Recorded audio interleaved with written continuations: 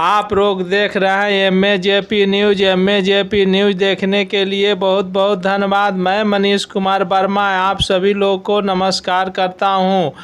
आज हम लोग चर्चा करेंगे राष्ट्रपति द्रौपदी मुर्मू का जीवनी के विषय में।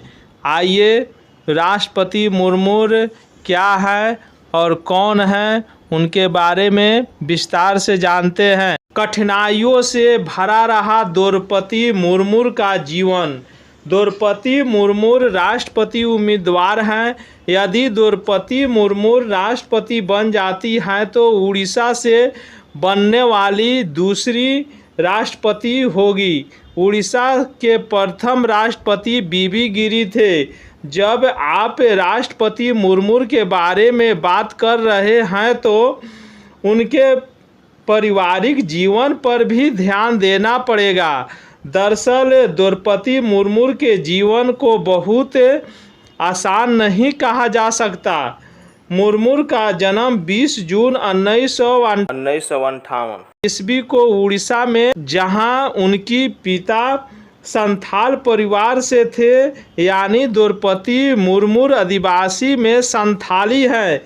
द्रौपदी मुर्मू का विवाह हुआ तो बेटा एवं एक बेटी हुई। उन्होंने कुछ दिनों के बाद ही अपने पति एवं दोनों बेटों को खो दिया। फिर बच्ची और उनकी बेटी जब घर चलाने के लिए बारी आई तो द्रौपदी मुर्मू ने टीचर के रूप में अपना जीवन शुरू किया। बाद में सिंचाई विभाग में कनिष्ठ सहायक के रूप में काम की। दोनों बेटों के खोने के बाद बच्ची उनको पढ़ाया लिखाई। द्रौपदी मुर्मू के बेटी का नाम है इति मुर्मू। बेटी ने पढ़ाई लिखाई के बाद एक बैंक में नौकरी हासिल कर ली। इति मुर्मू रांची में रहती है। वहीं गणेश से शादी कर ली है। इति का एक बेटी है, उसका नाम है आदित्य-श्री। द्रौपदी मुर्मू ने बहुत कठिनाइयों का सामना किया लेकिन हार नहीं मानी। सभी बाधाओं को पार किया। रामा देवी महिला कॉलेज से आर्ट में ग्रेजुएशन का डिग्री हासिल की। द्रौपदी मुर्मू के राजनीतिक का बात करें तो उड़ीसा के रामरंगपुर नगर पंचायत में एक पार्षद के रूप में 1997 में अपना कैरियर शुरू किया और फिर 2000 में वह उड़ीसा सरकार में मंत्री बनी।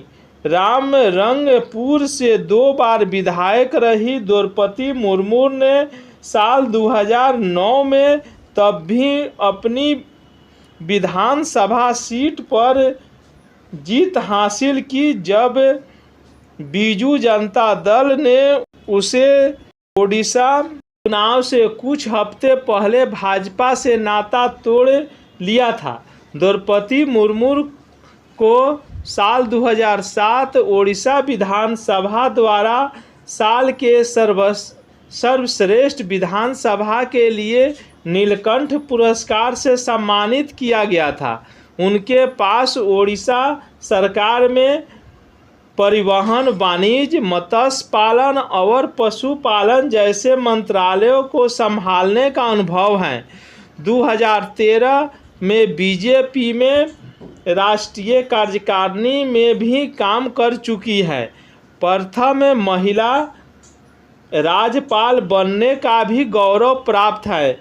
ऐसा नहीं है पहले बार इनका नाम राष्ट्रपति के चुनाव में आया है, बल्कि पिछले चुनाव में भी द्रौपदी मुर्मू का नाम जोड़ने पर था।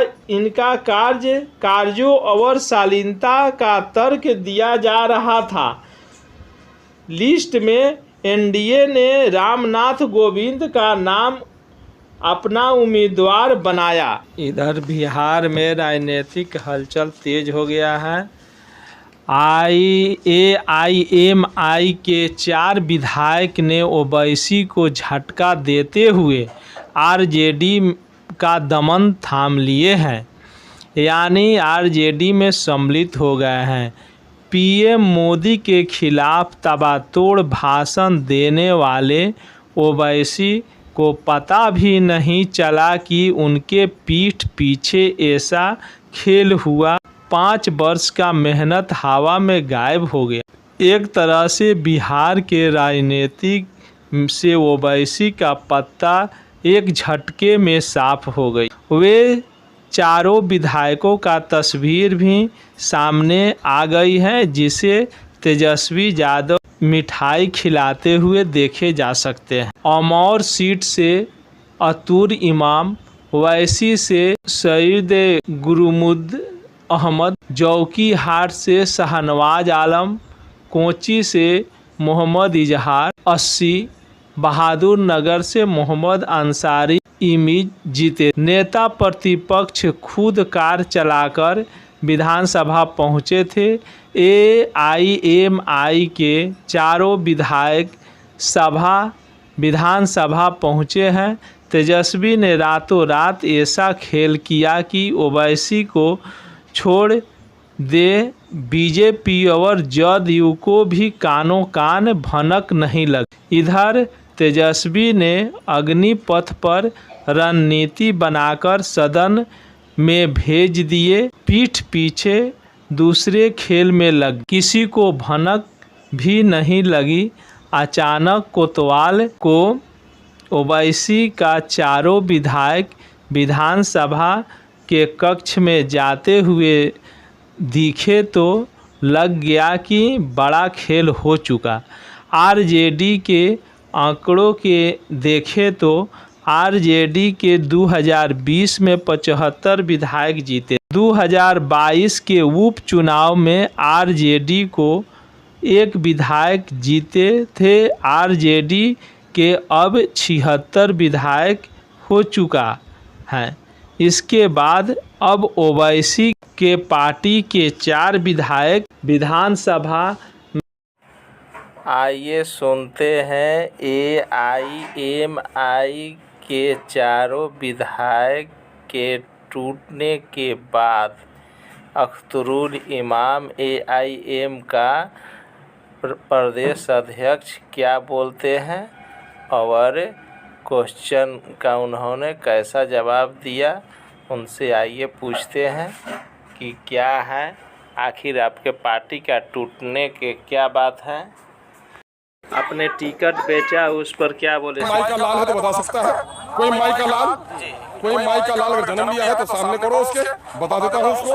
और वही शाहनवाज साहब जिसको जब टिकट नहीं दिया गया उसी इसने राजद ने निकाल दिया था, तो उनकी अम्मा जान ने भी मुझे फ़ोन किया, कई दोस्तों ने उनके फ़ोन किया। सब लोगों में अगर देखिएगा तो दाढ़ी के एतबार से, टोपी के एतबार से, हज और उम्रे के एतबार से सबसे मोतबर आदमी, माल के एतबार से भी दौलतमंद आदमी। अगर ऐसे लोग भी धोखा दे दें समाज में तो किस तरह। क्या पार्टी मानती है जो गलती हुई? हमसे कुछ तो हुई है चुनने में। हम लोगों ने उन लोगों पर एतमाद कर लिया था जो हमारे लायक नहीं थे। हम लोग तो सादा लोग आदमी हैं, कॉल पर एतमाद करते हैं। अभी आप इंटरव्यू ले रहे हैं, हमारा इंटरव्यू ले रहे हैं, हम समझें कि आवाम तक पहुंचाइएगा। अगर इसको जाकर के अपने घर में फेंक दीजिएगा कोड़े में, तो मैं क्या कर सकता हूँ? मेरा वक्त तो आपने लिया। अंत में आप क्या कहेंगे? जो आपका कार्यकर्ता है उसको कैसे बचा पाएंगे? आदत हो और जमीन का सौदा करने के लिए तैयार हो। गाय बकरी बैल भैंस तो है नहीं कि बांध कर आपसे रखते। इंसान तो बंधा हुआ रहता है, सिद्धांतों से बंधा हुआ रहता है। आप सही फरमा रहे हैं।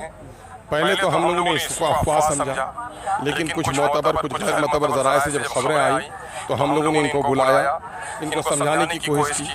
सब लोगों ने गोया कस्में खाकर कहा कि नहीं साहब ऐसी कोई बात नहीं है।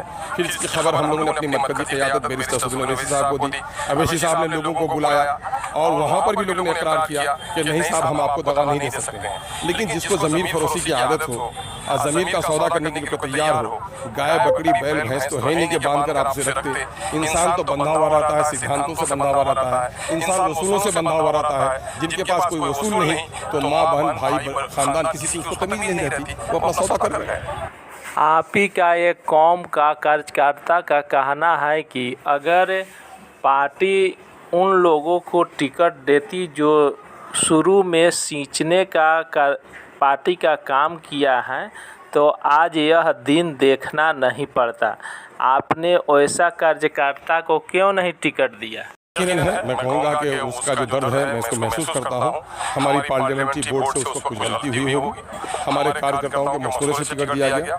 और आप ये देखे होंगे कि टिकट देते वक्त सारे रसूल और ज़वाब्ते को सामने में रखकर वीडियोग्राफी है, तहरीरी इकरारनामा है कि मुझे टिकट दिया जा रहा है, मैं इलेक्शन ईमानदारी से लड़ूंगा, अगर जीतूंगा तो पार्टी के साथ ईमानदारी के साथ रिश्ता निभाऊंगा और हारूंगा भी तो पार्टी के साथ जुड़ा हुआ रहूंगा। ये सारे लोगों ने कोई कस्में खाई हमारी, अगर इसके बावजूद भी कोई दगा दे दे तो ऐसे दगाबाजों के बारे में हमारे लोगों को वक्ती तौर पर झटका लगा है। लेकिन अल्हम्दुलिल्लाह हमारे कार्यकर्ता इससे बहुत ज़्यादा मायूस नहीं है। उनके चारों विधायक में से एक विधायक तो ऐसे थे जिनके लिए आपने सीट भी छोड़ा, आप यहाँ से पूर्णिया चल गए, वो भी आपका साथ नहीं दिए।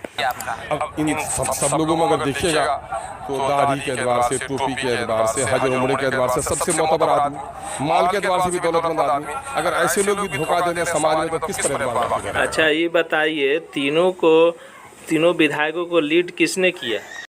ज़्यादातर रोल सब लोग जानते हैं कि शाहनवाज साहब को घर वापसी की बड़ी बेचैनी थी और वही शाहनवाज साहब जिसको जब टिकट नहीं दिया गया उसी इसने राजद ने निकाल दिया था, तो उनकी अम्मा जान ने मुझे फ़ोन किया, कई दोस्तों ने उनके फ़ोन किया और मैंने भी कहा कि मेरे उस्ताद जनाब तस्लीमुद्दीन साहब का कर्ज हम पर है, हम भी अपना कर्ज उतार दें। हमने जोकी के जो हमारे वर्कर्स थे बहुत सारे टिकट के आहल थे, मैंने उन लोगों को रूठे हुए लोगों को बनाकर उनका साथ भी दिलवाया और मैंने कहा कि मेरे उस्ताद का कर्ज था हमको चुकाने दीजिए। और उन्होंने खुद इकरार किया कि लालू ने हमें गोया निकाल दिया है और मैं कभी दरवाजे पर नहीं जाऊँगा, इसलिए हम लोगों ने यकीन किया था। 1 साल बाद लोकसभा चुनाव का तैयारी हो जाएगा, आपका उसमें क्या तैयारी रहेगा यह बताइए। वो अलग से कोई प्लान करने की जरूरत नहीं है। एमआईएम ने शुरू से कहा कि हम इख्तियार की हवस की लड़ाई नहीं लड़ रहे हैं, हमें मिनिस्टर और चीफ मिनिस्टर बनने का हवस नहीं है, हम तो सीमांचल के पसमानदगी के खिलाफ लड़ रहे हैं। यहाँ की गुर्बत, यहाँ की अफलास, यहाँ की नाखानदगी, यहाँ की नदियों का मसला, यहाँ पुलों का मसला, या रोजगार के मसाइल, यहाँ पर हॉस्पिटल का मसला, जो बुनियादी मसाइल हैं, हम उन मसाइल की लड़ाई लड़ रहे हैं। इसलिए इन मसाइल की लड़ाई लड़ने के लिए आवाम ने जितना एतमाद हम पर दिया है उस एतमाद को इंशाअल्लाह मरते दम तक बहाल रखेंगे और उसका जो फैसला होगा सराखों पर रखेंगे। इस फैसले लेने में बैरिस्टर असदुद्दीन अवैसी साहब और सीमांचल की जनता का बड़ा रोल होगा, उनका जो फैसला होगा। मैं तो आज भी कहता हूँ कि सीमांचल के नाम पर अगर अख्तुल को कुर्बानी देनी पड़े और कहे कि तुम कोई इलेक्शन नहीं लड़ो और सीमांचल के मसाइल हल जो हो जाएंगे, नदियों पर पुल हो जाए, नौजवानों को रोजगार मिल जाए, बच्चों की तालीम के निजाम हो जाए, तो अख्तुल आज भी सियासत का शौक। अख्तुल इसलिए नहीं आया, अख्तुल सियासत में दौलत के इज्जत के लिए, शोहरत के लिए नहीं आया, बल्कि खालिसतन अवाम की खिदमत के लिए आया हूँ। अल्लाह याद। कोई माई का लाल अगर जन्म लिया है तो सामने करो उसके, बता देता हूँ उसको, है ना। कोई माई का लाल जन्म लिया है, अब ये अंगूर खट्टे हैं, भागने के लिए बहाने थे। कल तक मैं उनका अमीर था, सरदार था, सदर साहब था मैं, और आज तक ये हो गया टिकट देने के बाद मेरे दरवाजे का चक्कर काटते रहे, जीत गए और भागने के लिए एमआईएम में रहते तो अभी भी मैं देख था और भाग गए हो तो कुछ न कुछ बहाने बनाने हैं। हर आदमी को कुछ न कुछ बहाना बनाना पड़ता है, बहाना बना रहे हैं। अपनी जो मीर जाफरी का किरदार अदा किया है, अपनी बदयानती का जो किरदार उसने किया है, उसको ढांकने और छिपाने के लिए इस तरह की हरकतों को कर रहे हैं।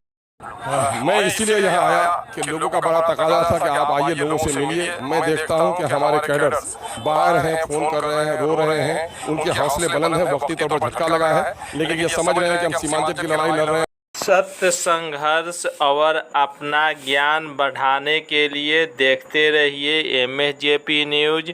MSJP न्यूज़ देखने के लिए बहुत बहुत धन्यवाद।